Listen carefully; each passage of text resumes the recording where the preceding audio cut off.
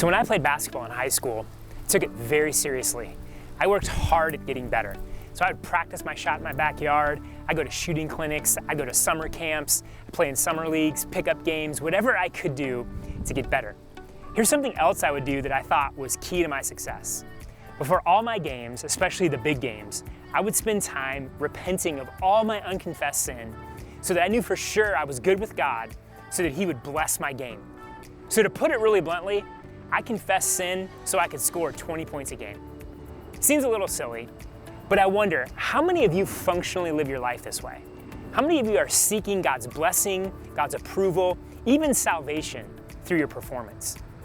Sometime in the mid to late 50s AD, the Apostle Paul wrote to a group of churches in the province of Galatia that had come under the influence of false teaching.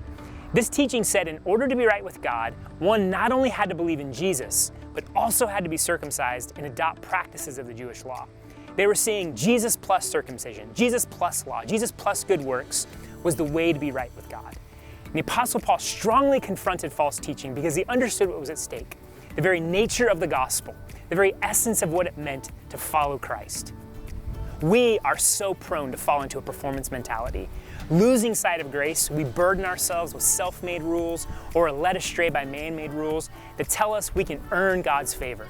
On the flip side, we sometimes try to move away from this mindset by saying, yeah, let's just forget about the rules. Let's forget about standards. Just live with this sense of freedom.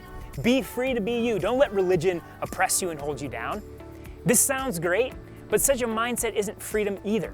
It leads us to actually be enslaved by sin and selfishness. This lifestyle leads to death. The book of Galatians proclaims that the gospel sets us free both from legalistic performance as well as enslaving license. It tells us that the life and death and resurrection of Christ sets us free from man-made rules, sets us free from self-centeredness and self-indulgence. It says that the Holy Spirit empowers us, transforms us to love God, love others, and walk in godliness. So I want to invite you to join us this fall as we venture through the book of Galatians.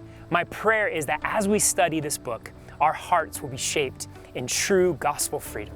So join us this fall as we venture through the book of Galatians.